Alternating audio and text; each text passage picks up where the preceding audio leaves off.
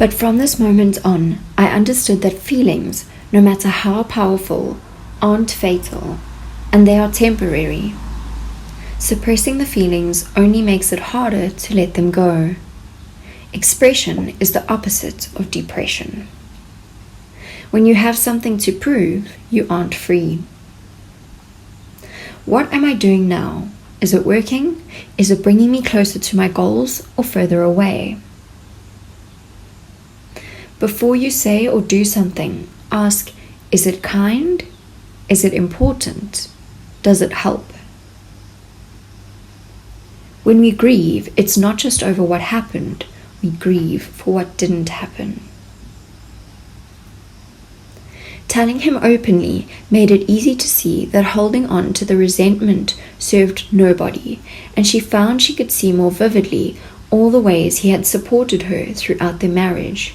She found she could forgive him. If I died tomorrow, would I die at peace? Had I really learned for myself what Agnes had discovered? Within my own darkness, had I found the light? You can't heal what you can't feel. We can't erase the pain, but we are free to accept who we are and what has been done to us and move on. This is the work of healing. You deny what hurts, what you fear. You avoid it at all costs. Then you find a way to welcome and embrace what you're most afraid of, and then you can finally let it go. At best, revenge is useless. It can't alter what was done to us. It can't erase the wrongs we've suffered. It can't bring back the dead. At worst, revenge perpetuates the cycle of hate. It keeps the hate circling on and on. When we seek revenge, even non-violent revenge, we are revolving, not evolving. To forgive is to grieve for what happened, for what didn't happen, and to give up the need for a different past, to accept life as it was and as it is. The self-blame hurts others too, not just ourselves. I can see that the past doesn't taint the present. The present doesn't diminish the past. Time is the medium. Time is the track we travel. Release begins with acceptance. To heal, we embrace the dark. We walk through the shadow of the valley on our way to the light. The only antidote to brokenness is the whole self. Maybe to heal isn't to erase the scar or even to make the scar. To heal is to cherish the wound. We have the capacity to hate and the capacity to love. Which one we reach for is up to us. Or I can accept that the more important choice is not the one I made when I was hungry and terrified, when we were surrounded by dogs and guns and uncertainty, when I was 16. It's the one I make now. The choice to accept myself as I am, human, imperfect. And the choice to be responsible for my own happiness, to forgive my flaws and reclaim my innocence. I can't ever change the past, but there is a life I can save. It is mine, the one I am living right now, this precious moment. Our painful experiences aren't a liability, they're a gift. They give us perspective and meaning, an opportunity to find our unique purpose and our strength. There is no one-size-fits-all template for healing, but there are steps that can be learned and practiced, steps that each individual can weave together in his or her own way, steps in the dance of freedom. My first step in the dance was to take responsibility for my feelings. But we remain victims as long as we hold another person responsible for our own well-being. So often when we are unhappy, it is because we are taking too much responsibility or we are taking too little. Instead of being assertive and choosing clearly for ourselves, we might become aggressive, choosing for others, or passive, letting others choose for us, or passive-aggressive, choosing for others by preventing them from achieving what they are choosing for themselves. I believe in the power of positive thinking, but change and freedom also require positive action. Anything we practice, we become better at. Change is about noticing what's no longer working and stepping out of the familiar, imprisoning patterns.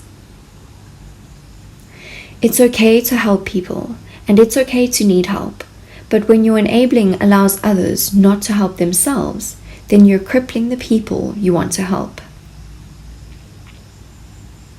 When we abdicate taking responsibility for ourselves, we are giving up our ability to create and discover meaning. In other words, we give up on life. The second step in the dance of freedom is learning how to take risks that are necessary to true self-realization. Taking risks doesn't mean throwing ourselves blindly into danger, but it means embracing our fears so that we aren't imprisoned by them.